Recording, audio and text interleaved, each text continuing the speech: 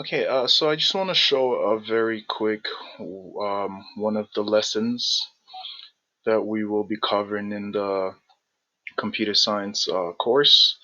This is one of the final projects at the end of the course. It's where the students create an application program. The application program will be designed to do anything, whatever the scope of the assignment covers. This is what the students will be required to do. This is one program that I wrote last semester for the computer grade 11 computer science class. Towards the end, the students were asked to make an application program that creates a random password generator. And so essentially what the program does is you write a program where when the user puts in a command prompt, the program will execute that prompt and it will return a random password. Of course, this could be important as you see on your iPhone. Sometimes your iPhone suggests to you to use certain password formation and things like that. And so that's what the students were asked to do here. I'm not going to bore you with the details of the code. As you can see here, it's a pretty long code.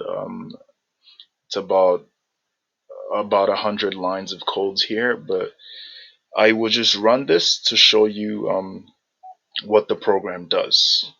And so when I hit run here and I run the main file, I will get a result. Just waiting for it. Oh, here. And it looks something like this. And so here you can click generate. When you click generate, it will randomly generate a password for you. You can also edit the length of the password that you want. What we have done is we have set the password to be a minimum of 8 characters, but we can also increase the length of the password up until about 32 characters.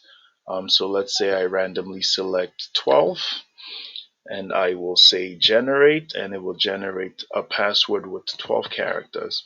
I can go low. When you say low, it will the strength of the password changes to something like this. And as you can see, when I say low, they're all lowercase letters here. It's not a very strong password.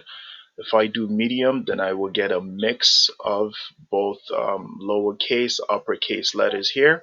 And when I say strong, I get a mix of uppercase, lowercase, and other characters. For example, this is capital Q, close brackets, at sign, capital L, small e, numbers.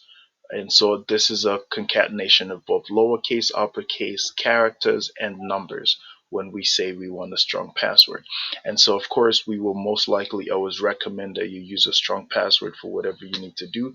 Some software applications will not take certain characters in the password, but what we're seeing today now is most logins are asking for stronger passwords. And so one of the beauties of this program as well is that you can click copy. When you copy, it will copy the password and then you can reuse it into whatever you want to use it into. So this is just a very quick example of one of the many programs that we have worked on throughout the term. Thank you.